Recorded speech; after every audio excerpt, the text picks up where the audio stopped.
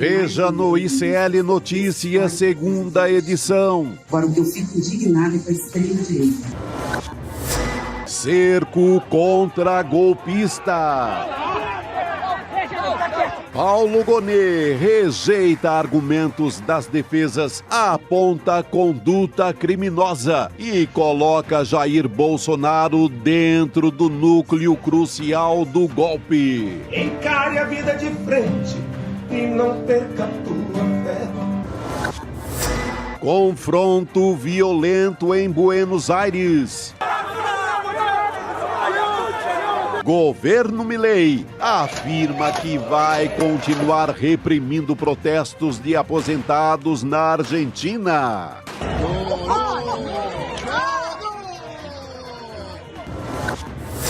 Putin quer negociar com Trump. Presidente da Rússia fala em cessar fogo, mas quer discutir proposta com Estados Unidos.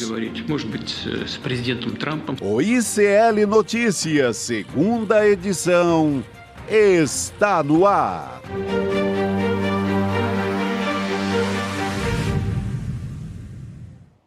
Olá, boa tarde, seja muito bem-vindo, seja muito bem-vinda. ICL Notícias, segunda edição, está no ar. Estamos ao vivo nos canais do Instituto Conhecimento Liberta, Eduardo Moreira, também o canal da Voz Trabalhadora no YouTube. E boa noite, aliás, boa tarde para você que nos assiste pela Pop TV no Rio Grande do Sul. Gente, acho que até semana que vem, Chico Sá, até semana que vem eu vou me acostumar a não dar mais boa noite. Mas eu acho que tá num híbrido ali e todo mundo pode aceitar. Estamos aprendendo, né? Aprendendo a cumprimentar essa comunidade maravilhosa. Boa tarde a todos. E eu gostei muito dessa música aí, essa música brega que aparece ali com o Bolsonaro, né? Que fala assim, encare a vida pela frente. É isso aí, encare a vida pela frente. Isso que eu ia falar, né? Eu já cheguei aqui eufórica porque, gente, o ministro Alexandre de Moraes deu sinal verde para o Supremo, né, para a primeira turma, decidir se o Bolsonaro vai virar réu. É muito lento, né? A sensação da população em geral com a justiça é de muita lentidão. Nesse caso, nem se fala. Bolsonaro deixou o Palácio do Planalto, já estamos entrando no terceiro ano e nada. Sei que o tempo da justiça não é o tempo da champanhe, tá? Não é o tempo da comemoração, mas hoje andou. Hoje é motivo de algum entusiasmo, porque esse caso é muito sério. O país não pode deixar de punir essa história. Senão vamos ter de novo golpe de novo, 64 de novo e por aí vai. Sem anistia.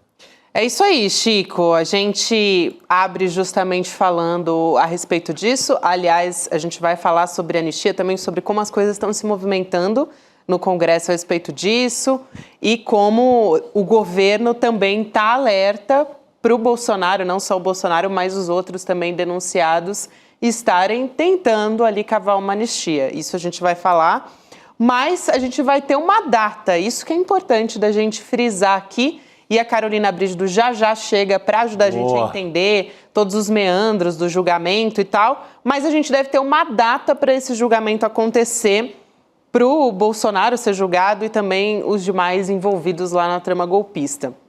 O Alexandre de Moraes pediu para o Zanin, o Cristiano Zanin, definir essa data para o julgamento, porque o Cristiano Zanin é o presidente da primeira turma. Então, a partir de agora, né, a manifestação do ministro Alexandre de Moraes está acontecendo depois que a PGR apresentou as considerações a essas defesas prévias dos denunciados no inquérito do golpe. Então, nessa etapa, pelo que... Vou perguntar até isso para Carol Brígido, né? Mas nessa etapa, acho que os ministros decidem se a denúncia é sólida o suficiente para que o processo penal continue, né? Aliás, seja aberto a partir disso. Mas a PGR já entendeu, olha, os argumentos aqui das denúncias, né? Não derrubam das defesas, nada, né? Melhor dizendo, né? Não são suficientes para derrubar essa denúncia. Então, a partir de agora, o negócio realmente vai começar a andar, né, Chico? Segue o jogo e a gente vai ter aquela manchete sonhada, Bolsonaro é réu. Isso é muito importante para o país. Isso. Aí, a partir disso, a gente vai poder dar esse nome. A partir do julgamento, define, então, se vira réu. Agora temos Carolina Brígido. Opa! ela já está aqui com a gente, então vamos lá, já vou jogar para ela essa pergunta. Carol, boa tarde para você. Já explica para a gente, por favor, como é que fica nessa etapa do julgamento a partir de agora. Se é justamente definir essa denúncia, né? A partir dessa denúncia ser sólida o suficiente.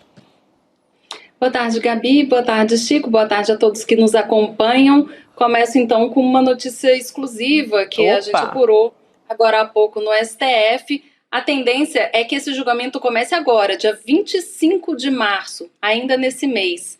O que acontece? O ministro Alexandre de Moraes liberou esse processo para julgamento, cabe a Zanin marcar essa data, ele ainda não agendou oficialmente, mas aconteceu uma coisa no meio do caminho. Foi convocada uma sessão extraordinária na primeira turma para o dia 25. E eu conversei com alguns integrantes do STF, alguns assessores do STF, que me falaram que a expectativa é que no dia 25, nessa sessão extraordinária que foi marcada, é que comecem a serem julgadas essas denúncias. Ainda não está definido se vão ser julgadas todas ao mesmo tempo ou se vai haver algum tipo de fatiamento, como o Procurador-Geral da República propôs. Pode ser que um grupo seja julgado antes, depois seja julgado outro grupo. Isso deve ser definido pelo relator, ministro Alexandre de Moraes. Agora, o Zanin deve agendar oficialmente a data do julgamento amanhã. Essa é a expectativa dentro do Supremo Tribunal Federal. Ali, quando a gente entra na ata, na verdade, na agenda da primeira turma, que está disponibilizada no site do STF, ainda não tem pauta para a sessão. Isso deve ser incluído amanhã, pelo menos é essa a expectativa dentro do Supremo. Olha, demais. Então, Carolina Brígido trazendo com exclusividade aqui, já adiantando a data, né? Temos sendo data, marcada. 6 dias, quase uma semana, de mais um aniversário cruel do chamado golpe de 1964. Então, acontece aí coladinho a essa maldita efeméride que... malucamente, alguns clubes militares ainda comemoram no Brasil. Então, vem essa sessão, ela é perfeita no sentido da memória. Ela encontra a 64 e lembra do que passamos lá atrás e de como será importante fazer um julgamento para valer agora. Que importante, Agora, é importante a gente lembrar também que é uma denúncia muito extensa. Independente dela ser julgada de forma fatiada ou não, vai tomar mais de uma sessão ali da primeira turma. Então, por isso que já tem também uma sessão extraordinária para o dia 25, que é uma terça-feira, e também para o dia 26, que é uma quarta. As turmas, elas costumam se reunir só nas terças-feiras, a cada 15 dias. Nesse dia 25 não ia ter sessão, ia ser a semana sem sessão, e aí tem 2 já agendadas. Se não der para concluir o julgamento no dia 25 e no dia 26, fica para a próxima sessão, que seria a primeira terça-feira de abril. Então, mais provável que dure pelo menos 2 sessões esse julgamento, gente. E como a Gabi perguntou antes, eu me perdi na pergunta com a notícia trazida Imagina, quente. Carol, prioridade total da notícia quente. Vamos contar o caminho disso. Na verdade, quem vai ser julgado não é o Bolsonaro, não são os oficiais do Exército, nem os ex-integrantes do governo. O que vai ser julgado é a denúncia. Isso. Os ministros vão decidir se essa denúncia tem capacidade para ensejar a instauração de uma ação penal. Daí sim, se a ação penal for aberta, se a denúncia for recebida, essas pessoas passarão a condição de réis e essa investigação vai ser uma ação penal. Daí começa uma nova etapa para investigar se essas coisas que foram todas citadas dentro da denúncia são mesmo factíveis e se essas pessoas são culpadas ou inocentes dessas acusações. Vamos dar uma relembrada aqui. Na manifestação de hoje, o Procurador-Geral da República, Paulo Gonelli, apontou um núcleo crucial dos denunciados. Então, vamos dar uma olhada em quem faz parte desse núcleo crucial do golpe. A gente vai colocar aqui na tela, já está na tela, aliás, segundo a PGR, então a gente tem o Jair Bolsonaro ali no centro e Ao redor dele, né, apontando, aliás, excelente aqui essa imagem aqui, a gente tem o ex-presidente Bolsonaro no centro. Ali à esquerda a gente tem Alexandre Ramagem, ex-diretor-geral da ABIN. A gente tem Almirante Garnier Santos, também conhecido como ex-comandante da Marinha do Brasil. O Anderson Torres, ex-ministro da Justiça, também ex-secretário de Segurança Pública do Distrito Federal. Embaixo, o general Augusto Heleno, ex-ministro do Gabinete de Segurança Institucional da Presidência. O Mauro Cid, né, ex-chefe da Ajudança de Ordens ali da Presidência, e também o responsável por fazer ali a delação premiada, né, o acordo de delação premiada. O Walter Braga Neto, à direita, ex-ministro da Casa Civil. E, por fim, o Paulo Sérgio Nogueira, ex-ministro da Defesa, aí, compondo esse núcleo crucial do golpe, Chico. Aí são as estrelas, né, que giravam em torno do Bolsonaro, que levava minuta, trazia minuta, faz copa de minuta, pergunta se aciona aqui de pretos ou não. Ali é o desenho final do que era o roteiro do golpe. Não é? Todo mundo chegava ali, todos são interlocutores, e um chega a conversar alguma coisa, o outro dava um documento, e aí tínhamos aí a grande novela do golpe entre esses personagens. Muito bem, não sei se a Carol também quer comentar, mas eu tenho uma curiosidade, porque ela falou que talvez seja fatiada, né? Esse núcleo seria o primeiro, Carol? Seria a prioridade nesse ponto? Gabi, essa é a expectativa dentro do STF. Na verdade, não é à toa que o Procurador-Geral da República apresentou de forma separada a denúncia contra esse grupo, que é chamado o núcleo duro do golpe, digamos assim, da tentativa de golpe, e eles estão todos elencados em uma denúncia, acusados cada um deles de 5 crimes, entre eles tentativa de golpe de Estado.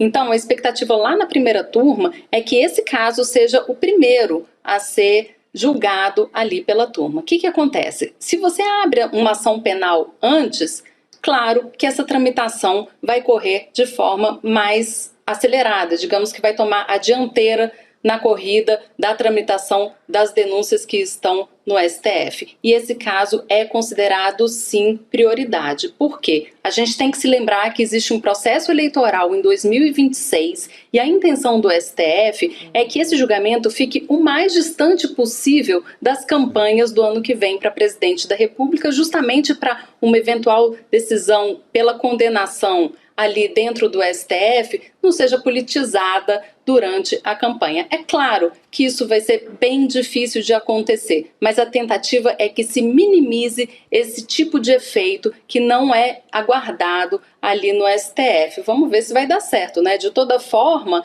se for julgado e condenado até o fim do ano, o mais provável é que os recursos, né, que eles devem apresentar sejam julgados no ano que vem. E aí nessa possibilidade acaba respingando, sim, na campanha eleitoral presidencial. Muito importante essa observação, né? A preocupação com a celeridade, Chico, justamente para não contaminar o processo eleitoral, né? As apostas mais otimistas dão conta aí que acaba até dezembro, né? Uhum. Do Cacai, né? Do Cacai, do nosso comentarista aqui. Ele às vezes, ele aponta até ali setembro, outubro, né? Mas é uma visão muito otimista. Mas eu tenho uma curiosidade, Carol. O fato de virar réu, no caso do Braga Neto, será que facilita uma saída da prisão, uma vez que a prisão dele é temporária, é provisória? Não tem a ver com isso. Não, na né? verdade, foi uma prisão ali preventiva, né? Porque tem os motivos que ensejam essa prisão. No caso, tentativa de atrapalhar as investigações. E isso precisa ser analisado de tempos em tempos pelo juiz, no caso, o ministro Alexandre de Moraes. Quando se cessar esse motivo, aí a pessoa pode, eventualmente, deixar a prisão e responder o processo em liberdade. Só que, assim, não existe ainda uma previsão de quando isso vai acontecer novamente, de quando vai ser essa nova análise, e não tem nenhuma relação entre a pessoa ser ré ou não. Na verdade, o que leva em consideração para manter a prisão são esses indícios. Na verdade, é tentativa de fuga, tentativa de atrapalhar as investigações ou tentativa de fazer algum tipo de tumulto que prejudique a paz social, que ameace a paz social. Então, esses são os requisitos olhados nesse momento de analisar a prisão preventiva. Ele pode ficar preso até o fim da ação penal, se é que vai ser aberta mesmo uma ação penal contra ele. Não tem nada na legislação que impeça isso. Muito bem explicado. Eu perguntei isso porque hoje começou aquele festival de matérias, artigos, naquela linha prisão de Braga Neto gera mal-estar no Exército, nas Forças Armadas no geral. Então, por isso a minha pergunta. Mas importantíssimo, Chico, importantíssimo. Esse requisito de gerar algum tipo de incômodo do Exército, ele não é analisado na hora de se analisar se a pessoa vai ficar presa ou não. Então, assim, o Exército pode ficar incomodado o quanto for. Se o Supremo Tribunal Federal, que é o órgão que conduz essas investigações, considerar necessário que ele continue preso, os generais podem reclamar à vontade que ele vai continuar preso. Muito bom. Vamos ver também, gente, o que argumentou o Paulo Gonet na manifestação de hoje. Ele diz o seguinte aqui no ofício enviado ao Supremo Tribunal Federal, tá, gente? Então, abre aspas. A denúncia descreve de forma pormenorizada os fatos delituosos e as suas circunstâncias, explanando de forma compreensível e individualizada a conduta criminosa em tese adotada por cada um dos denunciados. Acho que dá para entender que ele está usando aqui um vocabulário bastante polido e jurídico, mas, basicamente, a PGR está considerando que as investigações reuniram provas suficientes e detalhadas aqui, né, o que ele diz contra cada acusado, né, assim, de forma pormenorizada. Então, acho que é isso, né, Carol, assim, fazendo uma tradução bastante simplista. Resumindo, ele está dizendo, não colou. Não adianta todo esse furdunço para tentar provar que a minha denúncia não é boa. Claro que ele não ia falar, né? Não, desisto, realmente minha denúncia não é legal.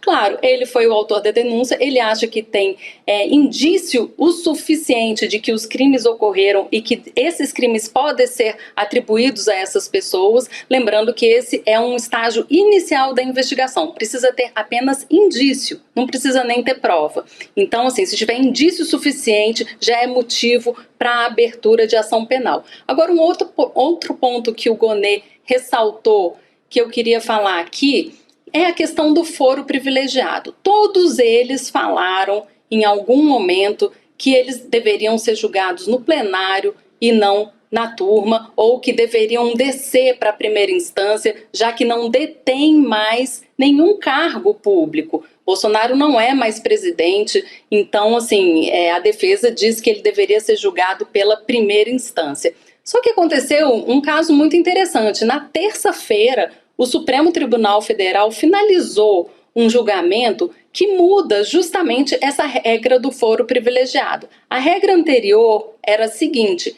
quando a pessoa estava sendo investigada pelo STF e deixava o cargo, essa investigação tinha que ser remetida para a primeira instância. Agora, a nova regra diz o seguinte: se a ação penal está aberta, se a pessoa está sendo investigada por um crime referente ao período que ficou no mandato, esse caso fica no Supremo, mesmo que a pessoa não ocupe mais uma função pública. Então, essa mudança, na verdade, ela já vinha sendo ensaiada desde o ano passado. No ano passado já tinha a maioria do STF para promover essa mudança no entendimento do foro privilegiado. Aí na terça-feira, ou seja, um pouquinho antes, né, do Procurador-Geral da República apresentar essa resposta às defesas, o Supremo Tribunal Federal mudou essa questão do foro de forma oficial.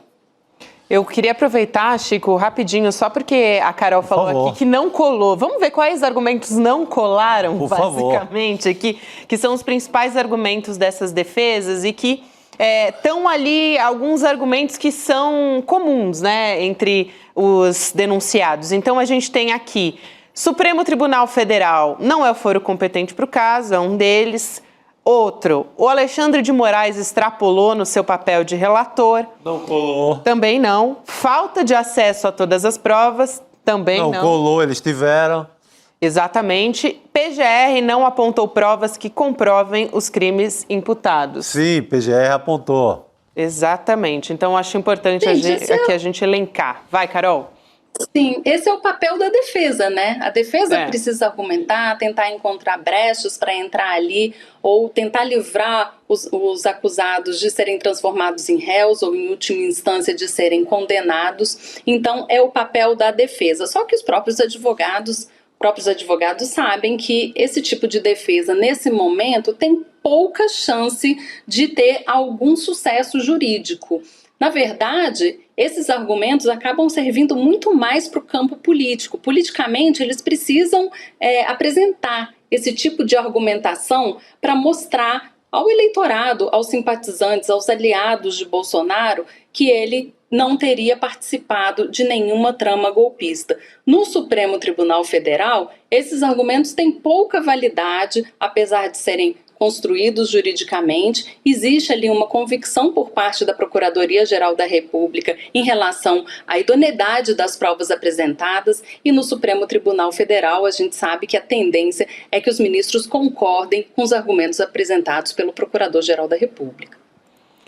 Muito bem, então, gente, a gente vai continuar acompanhando, porque agora acho que as coisas vão começar a se desdobrar com mais rapidez, né? A gente já tem até uma data aí que a Carolina Brígido traz pra gente, logo na abertura do nosso programa, notícia quentíssima aqui, e qualquer novidade a gente também vai trazer. Agora, falando em reação do judiciário em relação aos golpistas, né, contra os golpistas, Carol, tem a nova presidente do Superior Tribunal Militar falando a respeito disso, falando que identifica crimes cometidos por Jair Bolsonaro. É muito interessante a gente trazer esse ponto de vista aqui, porque essa afirmação acontece logo depois do discurso de posse dela, que foi um discurso de posse também muito forte, que a gente vai tratar aqui ao longo do programa. A Elizabeth Rocha disse o seguinte a jornalistas, a gente vai colocar aqui na tela, abre aspas, para a nova presidente do STM. Se ele tiver um crime militar, que ele responda: eu identifico alguns, mas não cabe a mim identificar, cabe ao Ministério Público Militar. Ele é o autor da ação penal e o detentor da denúncia. Se ele não se pronunciou, seria um pré-julgamento da minha parte mencionar qualquer um deles. Acho que, claro, está tomando todos os cuidados ali, né, Chico, para não fazer nenhuma acusação, mas, de qualquer forma, acho um posicionamento bastante forte, né, a presidente do STM dizer que identifica alguns, né, Carol? Sim, vamos destrinchar essa fala da Maria Elizabeth Rocha.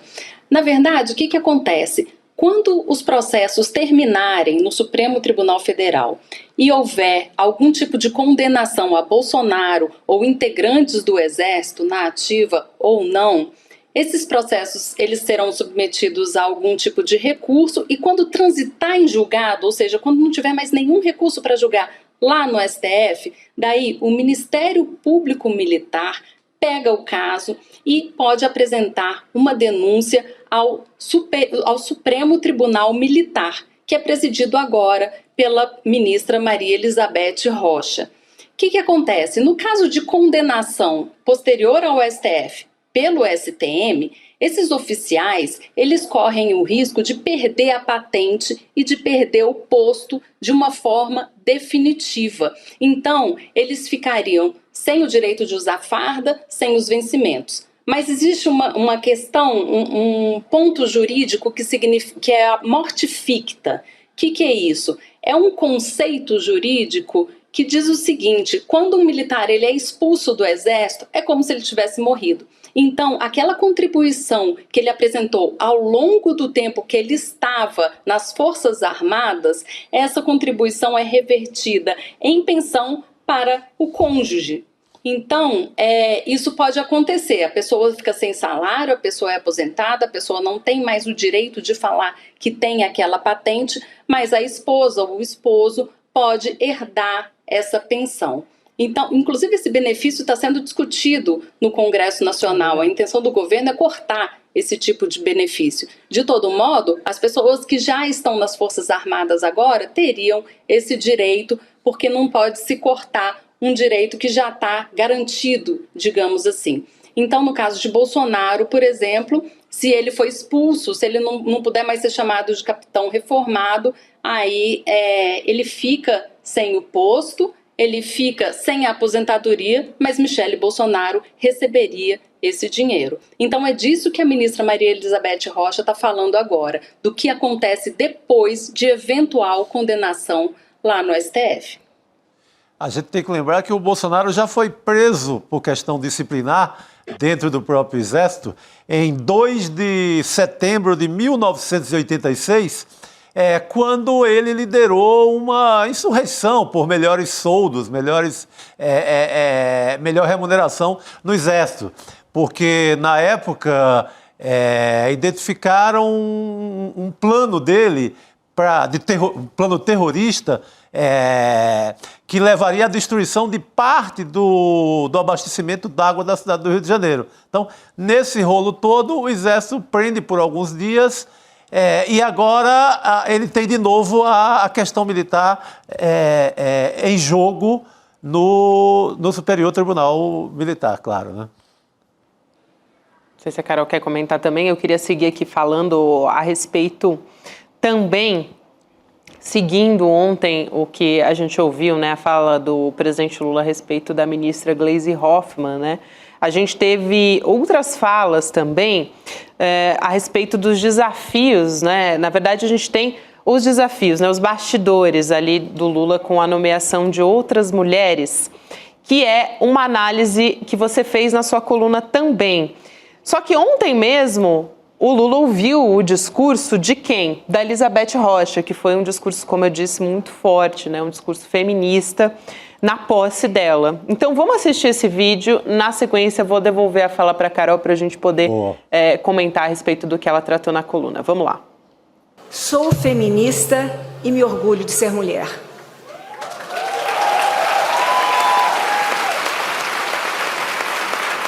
Peço licença poética a Milton Nascimento e Lô Borges para dizer: porque se chamavam mulheres, também se chamavam sonhos, e sonhos não envelhecem. E nós, mulheres, temos um sonho, o sonho da igualdade. Achei uma fala muito potente, Carol, mas quero te devolver também para você contar a respeito das outras dificuldades, né, para trazer mais mulheres. Gente, foi bastante emocionante esse evento. Eu estava lá presente ontem, foi no Teatro Nacional de Brasília, um teatro que é um marco arquitetônico aqui da cidade, que estava fechado por muitos anos. Ela preferiu fazer lá. Isso trouxe uma simbologia muito grande, né? Porque ela faz pela primeira vez uma posse para presidente do Superior Tribunal Militar, que não é dentro do tribunal, que é dentro de um projeto que é uma obra de arte. E lá dentro tiveram vários recitais, teve cantoras líricas se apresentando, o hino nacional foi cantado inclusive numa língua indígena, num idioma indígena. Então ela está quebrando bastante o parâmetro ali da justiça militar. E além de tudo, tem esse discurso feminista, já cobrou do presidente Lula publicamente mais de uma vez a indicação de mais mulheres para o judiciário. Na semana passada, no domingo, na verdade, no Dia Internacional da Mulher, o presidente Lula indicou uma advogada para ser ministra do STM, porque hoje só existe a Maria Elizabeth Rocha. São 15 ministros e desses apenas uma é uma ministra. Então ele indicou mais uma ministra pro STM, só que acontece o seguinte: a vaga do STM, que hoje é ocupada por um homem, ainda não está disponível. Ele fez essa indicação antes da aposentadoria, que não é uma praxe no judiciário. Em compensação, lá no Superior Tribunal de Justiça, que é formado por 33 ministros, tem 2 vagas há mais de um ano. E o presidente Lula não indicou ninguém. Essas 2 vagas, elas eram antes ocupadas por 2 ministras. E aí, na corrida para essas vagas, entre os mais cotados, existem 2 homens e 2 mulheres. Segundo fontes que eu consultei, a expectativa é que Lula escolha um homem e uma mulher para essas vagas. Só que depois que ele anunciou antes, uma ministra para o STM, algumas pessoas lá do próprio STJ começaram a pensar, poxa, mas por que ele não indicou para o STJ? Será que ele desistiu mesmo de colocar uma mulher lá? E aí fica o questionamento. O STM, apesar de ter sua importância, é um tribunal lateral no país. O STJ, em compensação, é a última instância para julgar crimes federais, é também o foro especial de governadores, então ele tem uma importância política muito maior. Então, se ele deixar de colocar uma mulher num tribunal politicamente muito mais importante do que o STM, em compensação colocar alguém no STM, ele vai estar seguindo um padrão de nomear mulheres sim, mas não para postos chaves do judiciário. No STF tiveram 2 vagas durante esse mandato do presidente Lula e ele escolheu para essas 2 vagas 2 homens, sendo que uma dessas vagas era ocupada por Rosa Weber. Então, as mulheres perderam uma vaga no Supremo, podem perder essas 2 vagas no STJ. Em compensação, Lula está colocando mulheres para tribunais militares, para postos de ministra substituta, porque lá no TSE tem 2 ministras substitutas mulheres que foram escolhidas pelo Lula, mas na hora de escolher nos postos chaves, Lula tem preferido homens, infelizmente. É sempre importante colocar essa lupa de gênero aqui e continuar batendo essa tecla agora com a cobrança, de uma nova presidente aí do STM que faz uma fala fortíssima e que está aplicando ali na prática essas cobranças também. O judiciário ainda é muito, de fato, masculino. Carol, obrigada demais por hoje e vamos continuar aguardando, hein? Qualquer novidade você volta aqui para contar pra gente a respeito do 8 de janeiro. Obrigada, querida. Tá bom, gente. Obrigada a vocês. Agora acho que é boa noite já, né? É verdade. Agora sim. Agora já é boa noite. Já tá liberado boa noite. Aliás, noite. vamos dar boa noite, para o nosso companheiro de mesa redonda o homem do aqui, ICL urgente. que, aliás, hoje está chiquérrimo, Nossa, impecável. O chat comentou e eu vou comentar. Gabi, nossa audiência homem assim, você só põe um blazer, o pessoal já acha que você tá, Já resolveu, arrumado pra caramba, né? Hoje já tá chique demais, hoje tá chique demais. Mas vamos embora, eu saí do boa tarde e voltamos pro boa noite, num dia em que o Bolsonaro ficou mais perto de virar réu, né?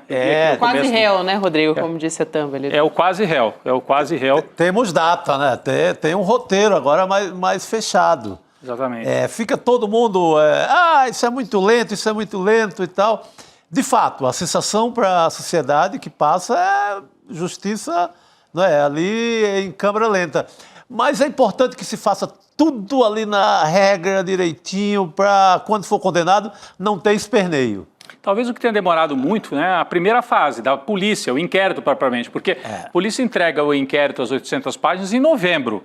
E aí o trâmite, Procuradoria da República, Supremo, esse até que está indo rápido, ou normal, está indo normalmente. Agora, 2 anos realmente você teve uma tentativa de golpe que culmina com o 8 de janeiro, ela começa antes, mas ela culmina no 8 de janeiro e leva, enfim, são quase 2 anos para a polícia concluir o inquérito. Talvez tenha sido um pouco demais. Também eu acho que o país ficou muito viciado naquele ritmo de Lava Jato, um ritmo cinematográfico que tudo resolvia num dia. Era medida coercitiva, foi o caso com o próprio Lula, sem ter prova alguma. Então, ali fazia do jeito que batia com o roteiro de tirar o Lula da eleição. Então, tinha que ser rápido e corrido. É importante que, ao prender Bolsonaro e todas aquelas estrelas, aqueles generais estrelados que giravam em seu redor, é importante que esse momento se dê dentro da mais absoluta legalidade. Exato. Vamos seguir aqui, gente, um pouquinho saindo de Brasil para Estados Unidos também. Lembrar, já falamos aqui, da importante conversa que a gente vai ter no próximo domingo com a Mariam Ali, que é socióloga, ativista, filha do maior lutador, boxeador de todos os tempos, que é o Muhammad Ali. Vai ser nesse domingo agora, olha só, 16 de março, que é domingo, 8 horas da noite.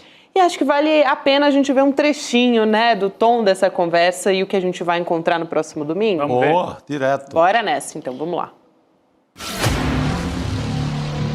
E ele disse, Marion, você sabia que o seu pai acabou de ser nomeado a pessoa mais famosa do mundo?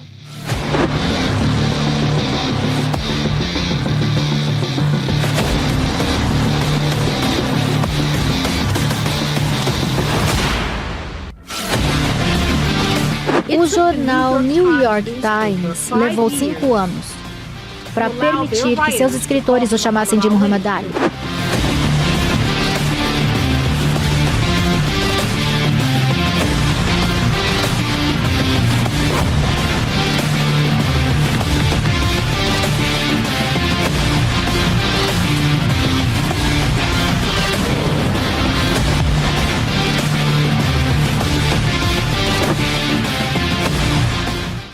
Ô, Gabi, sabe quando a gente assiste assim, o vídeo, né? É claro, eu fiquei escutando a fala da filha do Muhammad Ali, mas cada vez você repara numa coisa. Então, e hoje eu estava reparando no movimento, ali no fundo da tela tem o Muhammad Ali e a característica dele do boxe era a esquiva, né? Como ele, o adversário vinha, contudo, ele em vez de se proteger, ele esquivava, e o soco saía no vazio. Então ele era o rei da esquiva, né?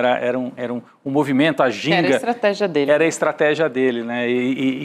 O nosso vídeo aqui, a nossa chamada também lembra um pouco isso, mas ele não se esquivou de fazer o debate, né? O debate político, o debate histórico, a retomada das questões da escravidão, tudo isso vai estar na conversa com a filha dele, cln2.com.br, você se inscreve, coloca o e-mail e aí a turma do ICL te avisa na hora que for ao ar a conversa do Moreira com a filha, né? A conversa foi gravada e vai ao ar nesse domingo, 8 horas da noite, não é isso? Isso aí, 8 horas da noite. 8 horas da noite. Então, reforçando aqui, na nossa tela tem um QR Code também, dá para apontar o celular rapidinho para a tela, ou então ir lá 2 segundos no navegador icln2.com.br para poder colocar o seu e-mail lá e fazer a inscrição, porque vale muito a pena. É muito rápido. Eu me inscrevi agora, é e-mail e nada mais. Dá para fazer até enquanto a gente está aqui na N2, né, sim. Chico? É isso aí. Exato. Assobiar e chupar cana. É isso aí.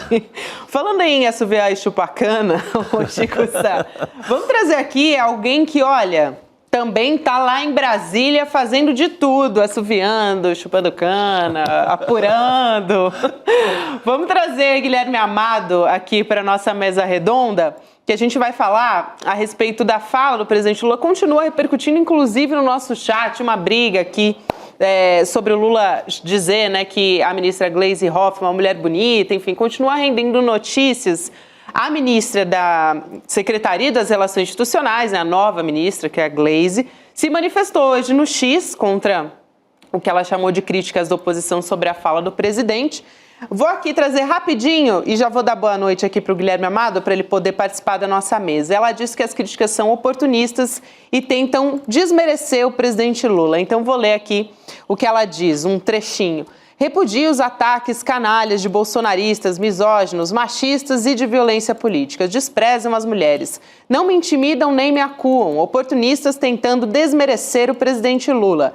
Gestos são mais importantes que palavras. Não teve e não tem outro líder como o presidente Lula que mais empoderou as mulheres. E não é qualquer líder que ousa lançar a primeira mulher presidenta do país, a primeira presidente do PT, o que mais nomeou mulheres ministras, enfim, e por aí vai, né? O tweet é bastante longo aqui, mas dizendo para respeitar a inteligência do povo brasileiro. Aí tem também o presidente do Senado, Davi Alcolumbre, encaminhando para o Conselho de Ética da Câmara dos Deputados as ofensas do Gustavo Gayer contra ele e a Gleisi Hoffmann, porque o Gayer foi para o X, né? A extrema-direita, claro, queria se aproveitar da situação, mas também contra o companheiro da Gleisi, né? O deputado Lindbergh Farias foi ofendido pelo Gustavo Gayer. Então, portanto, o Alcolumbre acionou o Conselho de Ética contra ele. Ofensas de conotação sexual, né, ele fez. Assim, ofensas, não é que falou assim, você é de esquerda, você é socialista, você é isso. Ofensas de conotação sexual, baixaria absurdo, pura. É realmente... Só que trazendo um trecho, estava aqui procurando para pegar, Rodrigo, me veio a imagem da Gleisi, isso ele falando. Ele falando, pelo amor de Deus, não é a Gabi, não é a Gabi. Me veio a imagem da Gleisi Lindbergh e o Davi Alcolumbre fazendo um trisal. Que pesadelo, o Gaia escrevendo no X. Vai mesmo aceitar o seu chefe oferecer sua esposa para Hugo Mota e Alcolumbre como um cafetão? Oferece uma GP? garota de programa. Sua esposa sendo humilhada pelo seu chefe e você vai ficar calado. É uma baixaria, né, Guilherme Amado? Boa noite. O que a Gleice falou, canalha demais, né? Pelo amor de Deus. É o esgoto, né, gente? É o esgoto toda a sua podridão. Sim. Sim, não tem outra coisa. A Gleice adjetivou da maneira correta. É como tem que chamar isso. Não tem outra palavra para a gente usar que não canalha, que não misógino, oportunista, né? E, enfim, esperar o quê? Esperar o quê dessas pessoas? Vamos lembrar, são apoiadores e aliados de uma pessoa que no auge da mortandade falou, chega de mimimi, ou eu não sou coveiro, ou o povo brasileiro tem que ser estudado porque se resfoga na lama e não morre. Imitou uma pessoa sufocando com Covid. Fora todas as outras barbaridades misóginas, homofóbicas, racistas que a gente presenciou e presencia. Tá certo que desde que saiu da cadeira, ele vem agora no modo anual repetindo o personagem que ele fazia sazonalmente durante o governo do Bolsonaro moderado. Vocês lembram? Ele passava, sempre que ele perdia alguma batalha, ele passava algumas semanas, ele não chegava nem a 100 meses, interpretando esse personagem do Bolsonaro moderado, que agora está durando 2 anos, 2 meses, e de vez em quando ele não consegue segurar e ele é ele mesmo. Mas essas pessoas que apoiam ele, que falam essa barbaridade, são pessoas que votaram, são pessoas que elegeram, são pessoas que votaram de novo, queriam que ele estivesse no poder. Não tem surpresa aí. É isso. Amado, eu queria pegar aqui, eu estava olhando o chat, né, enquanto você estava falando também. A Sônia Rodrigues, ela chama atenção para um ponto aqui. Ela fala, mas será que agora o Conselho de Ética vai funcionar? De fato, né? É uma pergunta importante, né? O Conselho de Ética da Câmara, né? Apesar de... Porque ele ofende um deputado, que é o Lindbergh, e ao mesmo tempo o senador, que é o presidente do Senado, que é o Alcolumbre. Mas acho que é na Comissão de Ética da Câmara, né? Que ele vai ser... o Conselho de Ética. Acho que ela está se referindo ao Conselho de Ética da Câmara, né? Conselho de Ética. Eu falei é isso. Porque lá naquela da Presidência da República, a Comissão de Ética da Presidência, acho que seriam coisas diferentes. Conselho de Ética, eu falei errado. Conselho de Ética da Câmara dos Deputados. A gente não tem ideia se isso vai seguir adiante, né? Mas, não vai, né? Não vai, gente, não vai. Mas o Alcolumbre também vai pedir responsabilização criminal, né, Amado? Não, aí pode dar alguma coisa. Essa semana a gente teve a marcação do julgamento da Zambelli, que o Conselho de Ética da Câmara não fez nada, não fez absolutamente nada. Aquele conselho é uma coisa figurativa. Até eu acho que foi no N1 que a gente conversou sobre isso ontem. Por que ninguém mais ouve falar do Conselho de Ética? Porque aquilo era tão vexaminoso para eles que eles deixaram até de falar. O caso da Zambelli não chegou a tramitar as representações contra ela por quebra de decoro, pedindo cassação por quebra de decoro, por ter perseguido aquele rapaz em São Paulo na véspera da eleição de 2022, não saíram da mesa do Arthur Lira. Tem noção dessa gravidade? Então, assim, eles pararam de falar, a gente não ouve mais falar de Conselho de Ética, porque aquilo é completamente irrelevante, né? Não tem relevância nenhuma. Opa, exato. Deu uma travada aqui na transmissão do Guilherme. Não, voltou. Voltamos, estou ouvindo o Guilherme Amado aqui. Não, eu estava pensando aqui, Gabi, também, é um tema lateral, mas acho que talvez tenha alguma importância. O Lula foi anunciar o programa ontem e acabou cometendo o que alguns chamam de um deslize, para alguns, foi uma frase normal, nós tratamos como algo assim, uma frase machista, né? O Lula era o foco, né? O Lula tinha cometido talvez um erro ali no meio da fala dele, né? Agora o Geyer vai e faz um ataque tão violento que a gente já não está mais falando do Lula, né? A gente está falando está relembrando como os bolsonaristas são escroques, para não usar outra palavra, né? Não sei se é inteligente do ponto de vista também da direita, né? Assim, é claro, eles ficam querendo alimentar a rede deles com algo cada vez mais nojento, mas eu acho que primeiro isola os setores conservadores que não gostam de baixaria, porque tem gente que vota no Bolsonaro e não quer tanta baixaria assim, é antipetista, mas pô, desse jeito também não, né? E de outro lado, tira o foco do Lula e o foco passa a ser a Glaze convoca uma coletiva e as manchetes são Glaze responde aos ataques horrorosos, canalhas da extrema-direita. Então, acabaram dando para a Glaze a chance de, em vez de ela ter que ficar explicando o Lula, ela está debatendo com a extrema-direita e a gente relembrando como eles são canalhas, como o Bolsonaro ameaçou dar um tapa na Maria do Rosário no corredor da Câmara dos Deputados, como ele disse que ter uma filha mulher era uma fraquejada. E ao falar tudo isso, ele autoriza os outros canalhas a também falarem barbaridades, né? Mas muda o foco, muda o foco. Mudou, né? Tem esse aspecto também, eu não sei nem se é o aspecto mais importante, mas eu observo dessa forma. A Glaze, em vez de ficar explicando o que o Lula falou, e teria que explicar de alguma maneira, ela até fez, né, o começo da fala dela, o Lula, tal, mas ele é o presidente que mais nomeou mulheres e que apoiou a Dilma, tem um compromisso com as mulheres, né? Mas em vez de ficar nisso, ela ganhou a chance de enfrentar a direita, esta sim, misógina, canalha, violenta. E as mulheres ficam cada vez mais contra o Bolsonaro. E as mulheres não ajudaram a derrotar? Elas foram o grupo que derrotou o Bolsonaro. Exatamente. Guilherme Amado está com a gente agora de novo? Eu estou aqui, eu estava esperando o que você quer comentar. É isso, gente. Assim, não tem novidade. Essa, como é que é aquela palavra antiga, mas maravilhosa? Essa escumalha. Escumalha é muito bom. Escumalha é uma palavra maravilhosa, né? Essa escumalha. Agora, não tem... São discussões em separado, né? Sim. Eu acho que na própria esquerda houve uma crítica correta à fala do Lula. Boa, que ele recebeu no privado também.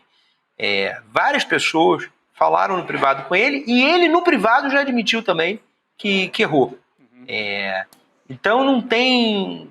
Importante a gente separar as duas coisas, né?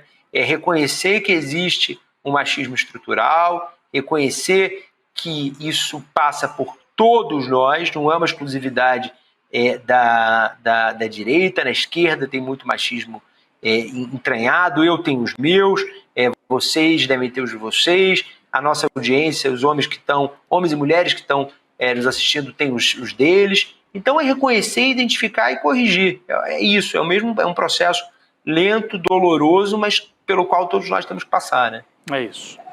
Se eu fosse o Lula, inclusive, eu teria chamado a bola para ele mesmo hoje.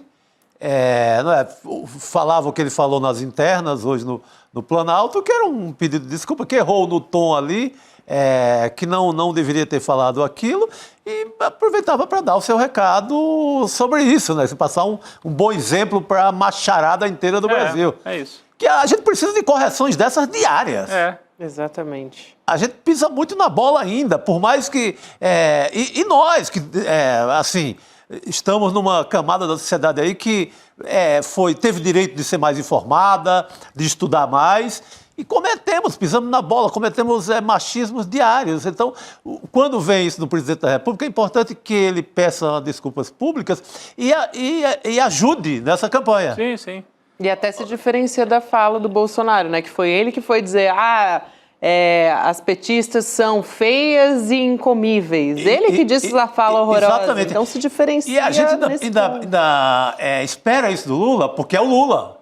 O grande Lula, o grande líder político. A gente pensa Lula nesse sentido, não como o Bolsonaro, que é quase irrecuperável. E que jamais se desculparia. Eu não espero isso do Bolsonaro, que é um ser praticamente irrecuperável. Sim, é isso. É isso, né? Não deixa de ser uma fala ruim, e isso seria dizer isso. Olha, a gente foi uma fala ruim, foi uma fala machista. O Amado falou aí, a gente comete isso. A Glaze é uma mulher competente, foi nomeada ao cargo porque é uma mulher competente e pronto, e acabou, né? O zoom em volta disso. E aí, isso também gerou, o Guilherme Amado vai poder explicar pra gente, discussões a respeito da comunicação do governo. Quer dizer, O Sidônio Palmeira assumiu recentemente, entrou para a SECOM com o objetivo de mudar, né, todo o cenário de rejeição, a queda de popularidade do governo. Só que dentro do PT a sensação está sendo outra, né, que você apura, Amado. Explica para a gente como é que tem sido. No PT tem um pouco de divisão, né, Gabi? Tem gente que fala sobre... publicamente, a primeira coisa é um tema que está todo mundo fugindo, né? Publicamente, a maioria das pessoas não está querendo comentar. E aí tem crítica de que houve ali um erro. Agora tem também a leitura de que o aproveitamento político em cima disso acaba criando uma atmosfera que dificulta, na visão dessas pessoas, eu particularmente discordo disso, dificulta uma correção por parte do Lula. Eu acho, de novo, que uma coisa é uma coisa, outra coisa é outra coisa. Eu estou com o Chico. Acho que ele podia puxar a bola para ele e soltar um Twitter, um vídeo lá no Instagram, com esse teor que o Chico falou. Eu acho que isso não tem a ver com o uso político que fizeram e estão fazendo essa baixaria toda. Mas no PT entra para o rol dos tabus, né? Como várias coisas que envolvem essas gafes ou grosserias ou erros de falas do Lula, né?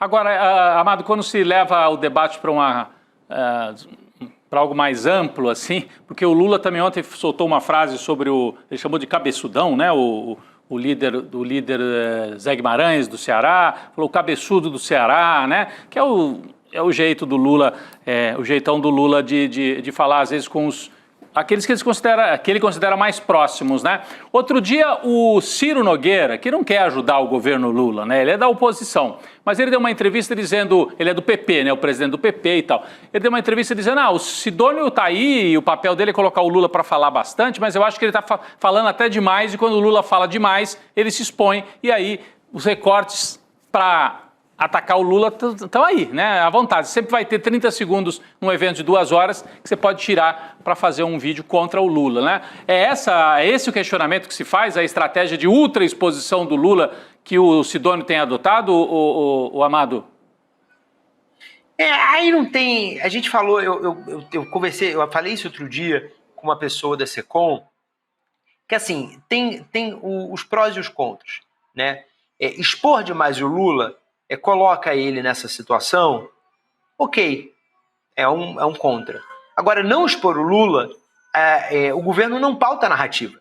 E aí você vai ficar discutindo banheiro trans, você vai ficar discutindo desinformação do Pix, você vai ficar discutindo um monte de factoides criados pela extrema-direita, e eles vão continuar dominando o noticiário.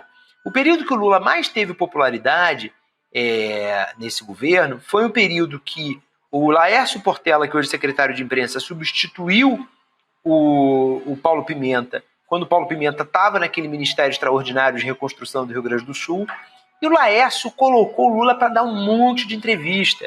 Melhorou a popularidade do governo. E outra coisa, gente, vou trazer uma má notícia para vocês aqui.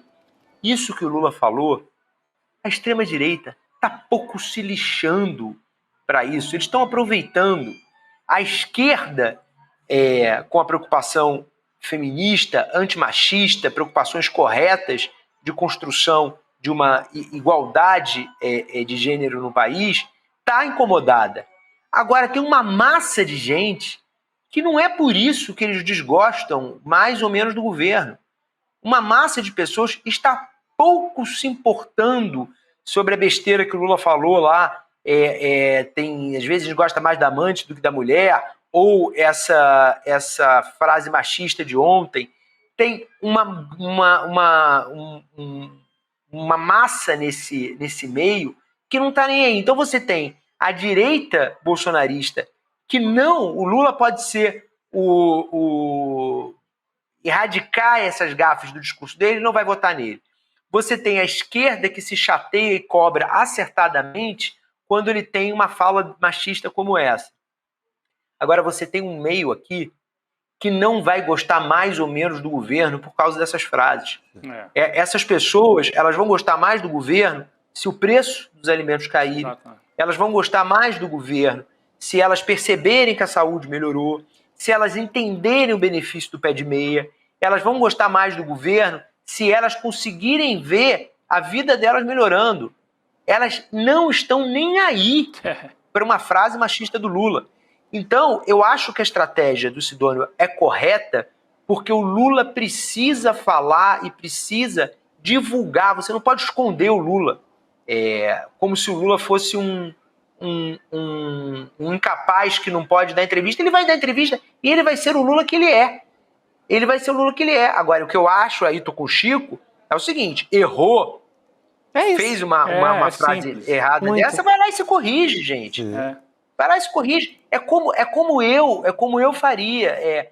Vou contar um episódio bem rápido aqui. A Duda Salabert foi dar uma entrevista para mim, certa vez, em 2023, naquela época que o Nicolas Ferreira colocou uma peruca. Deputada e aí Duda eu fui Salabert, apresentar ela para um colega jornalista depois da entrevista e falei: fulano, essa deputada Duda Salabert.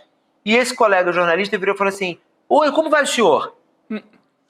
E aí, eu na mesma hora eu virei e falei assim: deputada, desculpa, eu peço desculpas pelo meu colega, ele certamente ele não tem uma alfabetização mínima. Aí expliquei para ele, o colega ficou super sem graça, a Duda foi super generosa, falou assim: não, eu percebi que não foi por mal. Aí ele, envergonhadíssimo: olha, desculpa, deputada, não foi meu objetivo, eu ainda estou aprendendo. Ele na mesma hora pediu desculpa, ficou tudo bem. Sim. Ficou tudo bem. E isso acontece muito e vai acontecer ainda muito. E o que a gente precisa como sociedade é se reeducar, é se reconstruir. O Lula, gente, vai fazer 80 anos em outubro. Sim. Uhum. 80 anos, entendeu? Se é difícil para mim, que tenho 38, é difícil para o cara que está na escola. Eu agora tenho um estagiário de 19 anos, estou convivendo muito com o pessoal da geração Z. É difícil para ele está aprendendo também, porque os pais dele são da geração Y, então ele foi educado de uma outra maneira. Então é um processo educacional que leva tempo. Agora, esconder o Lula por causa disso, como se o Lula fosse um bibelô incapaz, gente, o Lula preside o país. Sim. Ele tem que falar, ele tem que dizer o que ele está fazendo, ele tem que se comunicar com a população. É a minha visão. Eu acho que está muito correto. Bom. Está muito bem explicado. É isso aí. É isso.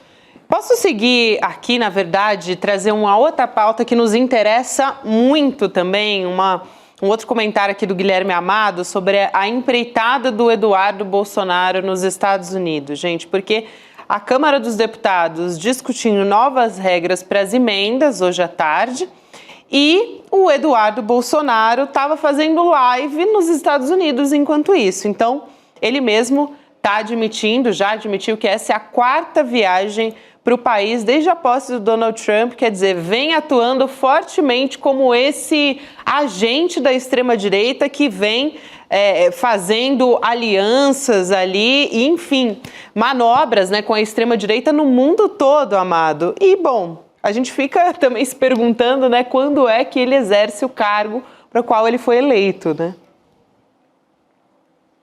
Exatamente. Você não tem como tá, é físico, né? Você não tem como tá em 2 lugares ao mesmo tempo. Então, ele está sendo cobrado por essa base dele, tá? A base dele está cobrando, em parte está cobrando essa ausência. E aí, gente, é o seguinte: eu acho que isso, de novo, é um tema de conselho de ética. O que um deputado que foi eleito por São Paulo tem que estar trabalhando dos Estados Unidos? Sabe? Ele foi... O que ele está fazendo por São Paulo? Uhum. Sabe? Qual é o benefício pro eleitor paulista? Não tem nenhum. Como não teve nunca na atuação parlamentar do nosso querido, nosso não querido Eduardo Bolsonaro. Agora, por que parte dos seguidores dele estão reclamando? Porque são pessoas que dizem, primeiro, isso não vai levar a nada, né? Segundo, tem parte de gente que votou nele que votou achando que o prestígio dele por ser filho do Bolsonaro faria com que ele levasse alguma coisa para São Paulo. E ele tá volta e meia tendo que se explicar nas redes sociais. Você percebe isso acompanhando as redes do Eduardo Bolsonaro. Aliás, né, Amado, ele está lá nos Estados Unidos, no momento em que o Bolsonaro está impondo tarifas ao aço brasileiro, o Chico Sá sempre lembra que... Trump, né? Eu falei o quê? Bolsonaro. O Trump, o ato falho. Mas tem umas semelhanças ali, né? Mas no momento em que o Trump está impondo as tarifas, e São Paulo e Minas são os estados que mais produzem aço. Então ele é um deputado de São Paulo que está apoiando as restrições que vão prejudicar a produção de aço em São Paulo, no estado pelo qual ele é eleito. Exatamente. Né? Além de nunca ter dado um dia de trabalho pelo povo de São Paulo, não fez nada. Não tem nada. Ainda tem essa questão, ainda apoia quem está taxando o aço do Brasil. Que pode tirar empregos aqui da siderurgia brasileira. Seguramente vai tirar, né? Não é? Então tem isso. Parece que ele falou, né? Ele não gostou da matéria que Tava pegando aqui. Que a coluna do Guilherme Amado Rodrigo, trouxe, foi vamos isso? colocar na tela? Vamos. Aqui, Eduardo Bolsonaro respondeu, né? Fez um print aí na matéria do Guilherme Amado e ele diz: esse é um truque retórico velho, Guilherme Amado. Você está se borrando de medo do trabalho que estou fazendo aqui. Não está fazendo o trabalho dele na Câmara, né? Mas não está fazendo. Por isso, está tentando jogar minha base política contra mim. Viram que não adianta ameaçar prender meu passaporte. Agora estão tentando ver se a direita começa a me pressionar para eu voltar a interromper o que estou fazendo aqui, deixando insinuado que é sem importância. Estive na Casa Branca, sua matéria da inserção falsa da entrada do Felipe Martins foi um dos assuntos, você tem razão de ficar com medo. Só para também reforçar aqui, né, falar de aprender o passaporte, quem está querendo aprender o passaporte dele, né? Não é o Guilherme Amado. Não é o Guilherme Amado, né? Não é. E assim, é o famoso sentiu Galvão, né? Sentiu. É o famoso sentiu. Sentiu, para responder dessa forma. Ele pegou a matéria, né? Ele, em vez de ignorar a matéria, ele deu destaque para ela, né? Já é assim, nascido no Rio, a vida toda política e social no Rio de Janeiro. Vem se aventurar aqui em São Paulo de paraquedista. E, se vem, pelo menos faz alguma coisa pelo Estado. Mas nada, zero. Mas tem tempo de fazer postagem contra a coluna do Guilherme Amado. E quem retweetou foi o pai dele, o Jair Bolsonaro. O Jair também. Então sentiram, Galvão, os dois, hein, Guilherme? Sentiram. Porque a gente foi no ponto, né? A Tatiana Fará, uma reportagem da Tatiana Fará que trabalha comigo, a gente foi no ponto, né? Não tem nada que dói mais quando você critica onde tem que ser criticado, né? Quando você vai exatamente na dor da pessoa. Esclarecer um ponto aqui, que volta e meia eles falam nessa coisa do Felipe Martins. Primeira coisa, eu não prendi o Felipe Martins, porque, ao que consta, eu não tenho nem viatura nem algema. Quem pediu a prisão do Felipe Martins foi a Polícia Federal, o PGR concordou, e o Alexandre de Moraes mandou prender. Nenhum dos 3 documentos, ao contrário da fake news que eles criaram, nem o pedido da PF, nem a manifestação do PGR, nem a prisão determinada pelo Alexandre de Moraes, nenhum desses documentos consta a nossa reportagem que a gente publicou na coluna, que estava correta. O que a gente publicou na coluna, salvo engano, em 2020, início de 2024 ou final de 2023? Que existia uma base de dados americana que informava que o Felipe Martins havia entrado em Orlando em 31 de dezembro de 2022. Isso estava público, uma base oficial do governo americano. Foi isso que a gente publicou. Não tem absolutamente nada errado nisso. Estava lá, estava escrito nessa base.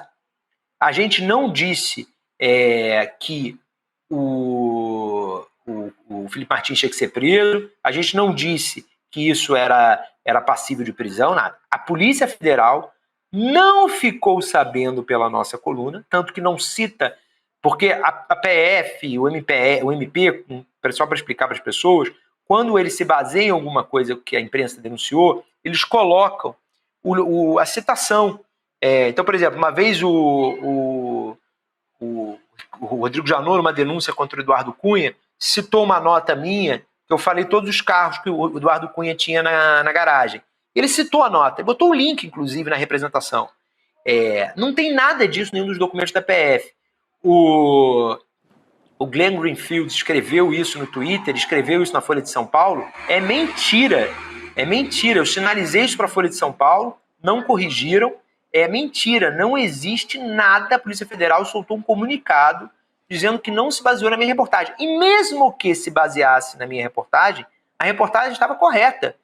Tem uma base de dados americana que diz que o Felipe Martins entrou em 31 de dezembro de 2022 lá. Se ele entrou ou não entrou, não, isso é uma outra questão. A questão que eu me ative foi, eu trouxe um documento que mostrava aquilo. Enfim, isso é bom explicar. Agora, que bom que eu respondi agora há pouco, lá no Twitter para ele. Eu fico feliz dos bolsonaristas seguirem, mesmo com o pai deles fora do poder, seguirem lendo minha coluna. Significa que eu estou fazendo o meu trabalho a contento. Muito bom. Que bom, Amado. Continue, inclusive. Que bom que a gente tem você aqui com a gente também. Continue fazendo o seu trabalho. Obrigada por hoje, querido. A gente se vê em breve. Obrigado. Gente, obrigado. Bom programa para vocês. Boa noite, querido. Até mais. A gente estava falando um pouco de cenário internacional. A gente vai agora vir para a América Latina aqui. Ontem a gente teve protesto, né, Rodrigo? Com forte repressão em Buenos Aires. Por isso, vamos a Buenos Aires conversar com o jornalista Paulo Pereira, que conversa com a gente lá diretamente de Buenos Aires, para falar sobre as manifestações dos aposentados por reajustes, que ganhou reforço também. Paulo, boa noite, seja muito bem-vindo. Boa noite. Boa noite, Gabriela. Boa noite, Chico. Boa noite, Rodrigo. Um prazer, um privilégio poder estar falando com vocês. Infelizmente, sobre um acontecimento triste, né? Triste para a democracia, triste para a América Latina, mas que tem sido recorrente aqui nas ruas de Buenos Aires, né? Uma forte repressão pelo aparelho policial, pelo aparato estatal, né?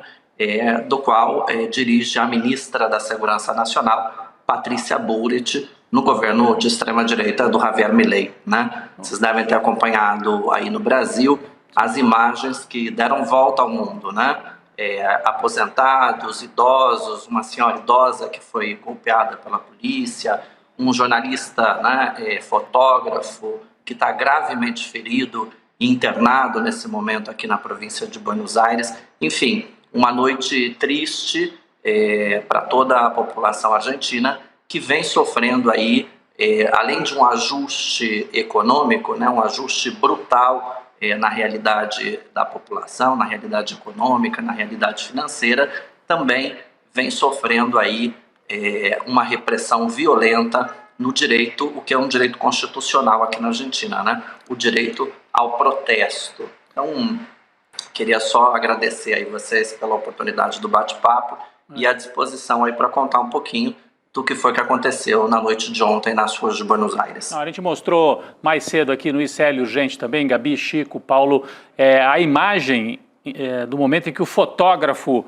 o Pablo Grillo, né? Acho que o nome é esse, ele está agachado fazendo o trabalho dele ali próximo de uma das barricadas na rua em Buenos Aires, e a polícia atira diretamente contra a cabeça dele uma daquelas bombas que a gente já viu aqui no Brasil, que são bombas de gás lacrimogêneo, mas geralmente elas são lançadas para cima para espalhar o gás. Nesse caso foi diretamente, é um lançador, né? Foi diretamente na cabeça do fotógrafo. Ele está em estado grave, eu tinha lido agora há pouco no Página 12, que ele continua na emergência, em estado grave, passou por uma cirurgia, conseguiram reduzir a pressão craniana, mas o estado é crítico desse profissional que estava fazendo o trabalho dele. Uma idosa também, uma aposentada, foi empurrada pela polícia, caiu, bateu a cabeça no chão, enfim. E tem os números de detidos também, Você tem, né? Gabi? 118 até o momento. 118 detidos. Mas eu queria aproveitar o Paulo para saber hoje, né? Porque ontem a gente teve essas cenas, depois as pessoas de madrugada, eu fui acompanhando até tarde, continuaram na rua, ficaram ali na Praça de Maio, foram até a porta da Casa Rosada. Hoje, como é que está o clima em Buenos Aires? Teve manifestação de rua, a imprensa está falando muito, e a repercussão política também. Primeiro, a rua. Como é que está a rua hoje em Buenos Aires? Olha, a rua hoje, se a gente caminha pela cidade, ela está em alguma normalidade, né? Alguma normalidade do dia a dia.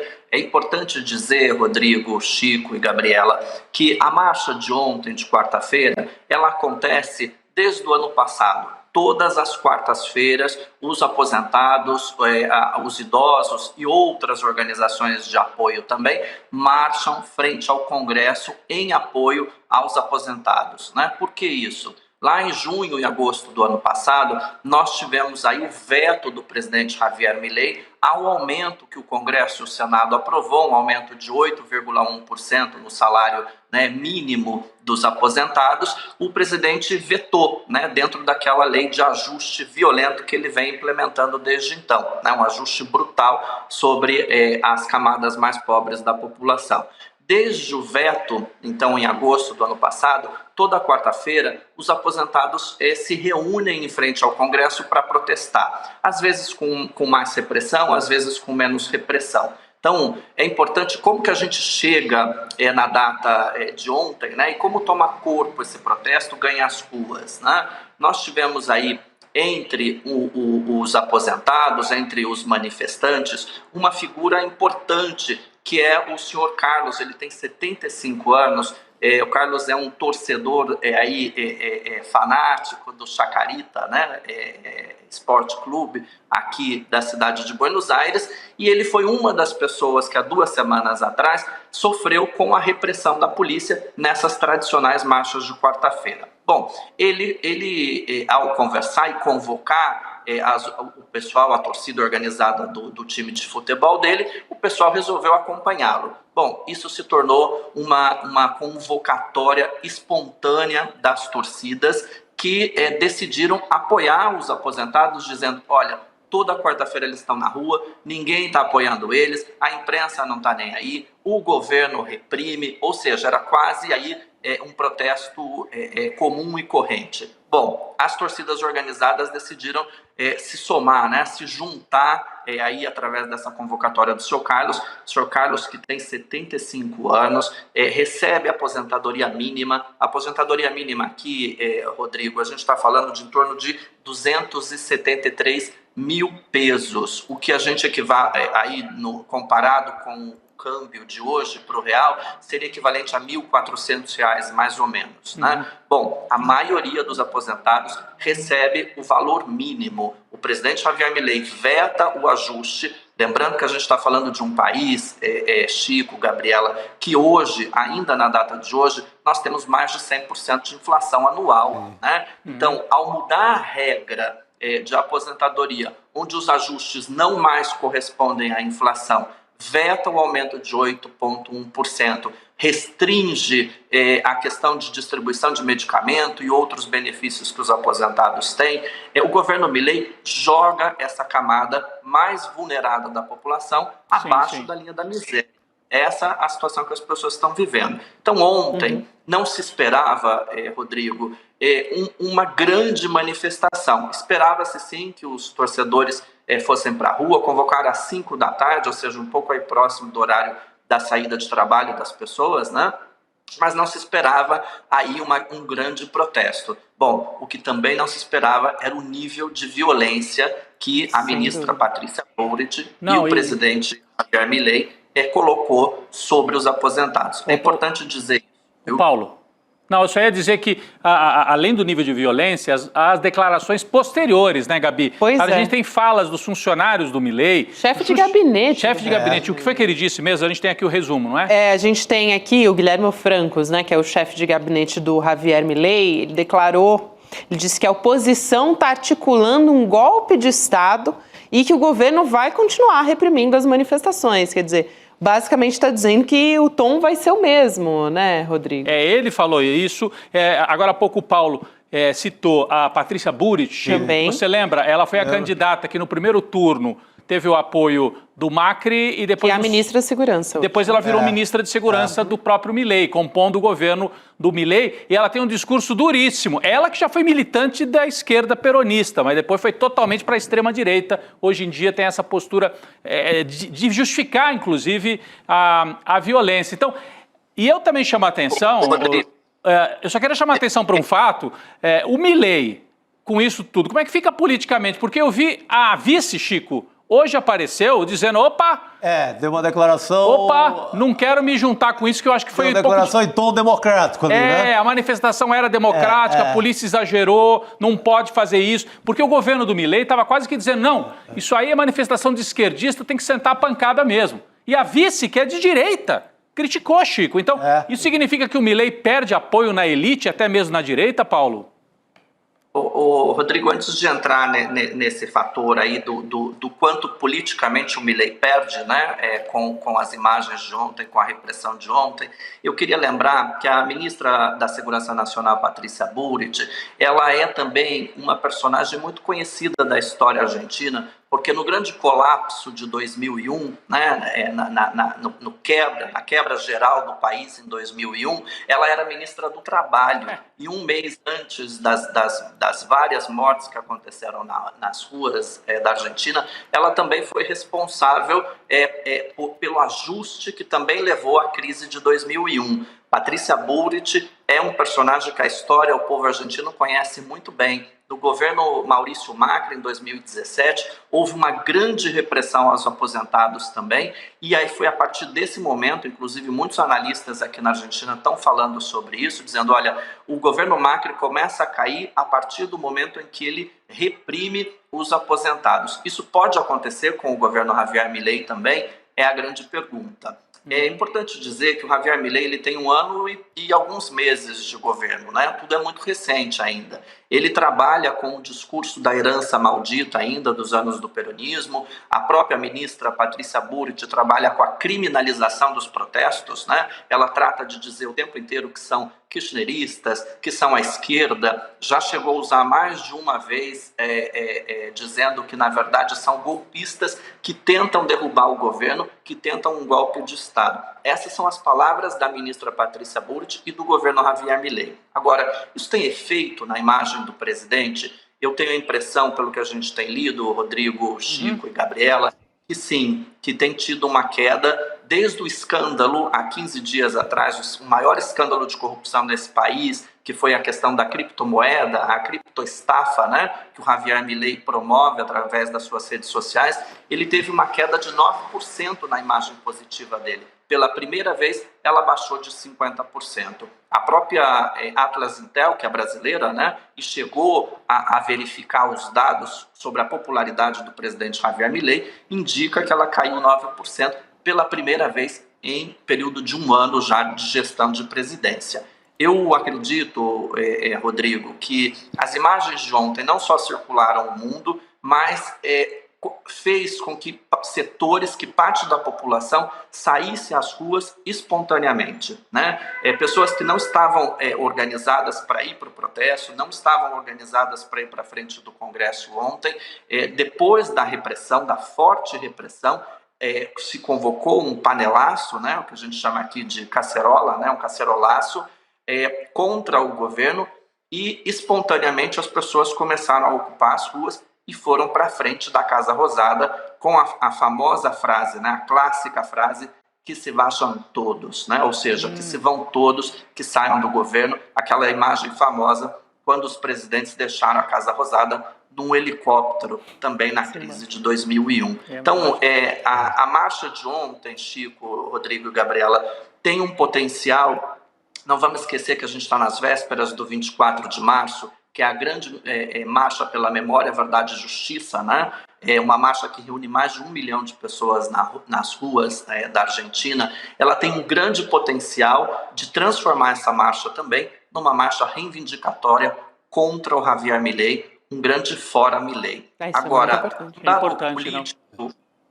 Não, eu só ia dizer que pelo teu raciocínio, Chico e Gabi, o que dá a entender é que o Milei se desgastou já com o episódio das criptomoedas e talvez isso explique por que setores de torcida organizada, de times de futebol, topem desta vez, né, Chico, engrossar a marcha dos aposentados, que era quase uma marcha assim, toda quarta-feira e tal. De rotina política, né? E aí, de repente, tem uma marcha que escapa à rotina e que vira uma marcha maior. Então, talvez já seja um sintoma da queda de popularidade por causa do escândalo, do desgaste e do cansaço mesmo, né? Com um ano de governo tão duro, né, Chico? A criptomoeda foi um escândalo sem precedente, né? Ela levou muitos argentinos, gente de outro país a perder grana ali. Então, normalmente essas pessoas que tomam baita prejuízo no escândalo eram favoráveis ao Milei. Uma parte. A criptomoeda foi puxada de forma publicitária nas redes sociais pelo Milei. Então é um segmento aliado que começa a descolar. Não, e ele leva as pessoas a um prejuízo gigantesco, milhares de pessoas, porque ele incentivou as pessoas a comprarem um troço que era um golpe. Né? E depois descobrem que um dos golpistas... presidente de um país, é inacreditável. No papel de um cambista de cripto, né? Ele é uma espécie de cambista. E depois descobrem que ele recebeu esse sujeito, um deles, né, um dos golpistas, em reuniões quase que oficiais, assim, né? Reuniões que mostram muita proximidade dele. Então, coloca o Milei numa situação muito difícil. Eu ia até citar, eu citei, aliás, a vice-presidenta, que é de direita, tem manchete de hoje. A gente mostrou aqui. Se a gente puder até colocar na tela, Patrícia Villarruel, né? É o nome da vice-presidenta. Olha aí, ó. Vitória Villarruel, desculpe. Voltou a diferenciar-se de Milei. Ela criticou a violência e disse que a marcha é um exercício de democracia. Ou seja, diz que a marcha é legítima. Sim. Importante, Chico. Isso mostra que tem uma trinca ali na elite argentina, na elite direita, né? Importante mesmo. Não só, Rodrigo, Chico, não só entre a vice-presidenta, né, Vitória Villarruel, e o presidente Javier Milei, onde eles estão de relações cortadas publicamente, né?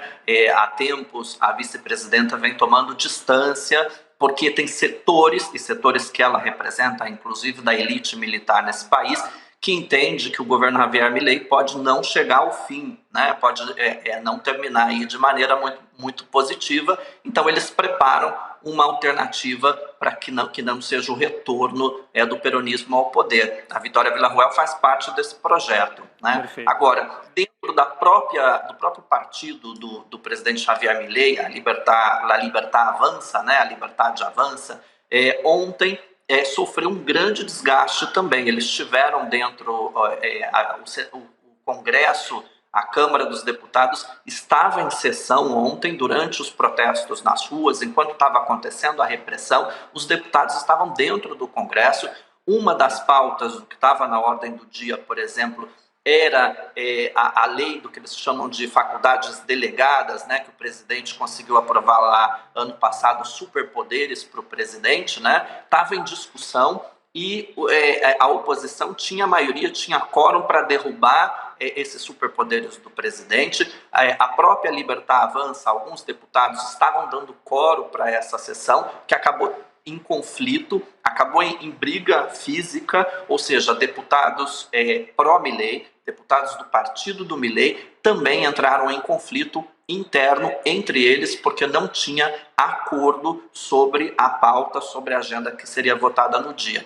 É dizer que o setor, a extrema-direita aqui na Argentina, também está em problemas, também tem graves crises internas e que isso reflete aí sobre a disputa do poder. Eu queria lembrar, Rodrigo, que nesse escândalo da criptomoeda, a criptoestafa, por exemplo, uma das linhas de investigação é de que a chefe de gabinete, né, que é no caso a irmã do presidente Javier Milei, a Karina Milei, ela é acusada de cobrar propina para organizar reuniões com o presidente, ou seja, empresários do setor cripto e de vários outros setores que queiram se reunir com o presidente para falar sobre qualquer tema, passa obrigatoriamente pela chefe de gabinete, que é a irmã dele, Karina Milei. Fala-se em propina de até $50 mil para organizar uma reunião com o presidente.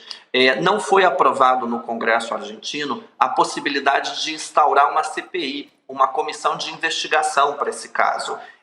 Javier Milei ainda tem maioria, o partido dele não é minoritário, a Libertad Avança é minoritário, mas junto com o PRO do Maurício Macri e outras forças de centro-direita, o governo Javier Milei consegue ter maioria no Congresso Nacional para determinados temas. Não é menor que o Javier Milei vem aprovando ao longo desse um ano e alguns meses de gestão todas as leis e reformas que ele tem colocado na agenda.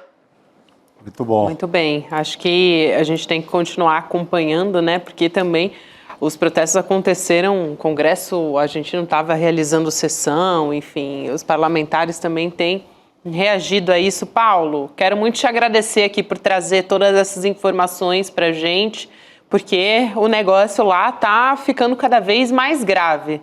Paulo Pereira conversando aqui com a gente. Muito obrigada. Até uma Paulo. próxima. Bom trabalho, aliás, Paulo. Eu que agradeço vocês a oportunidade. Eu acho que a gente vai falar muito de Argentina ainda.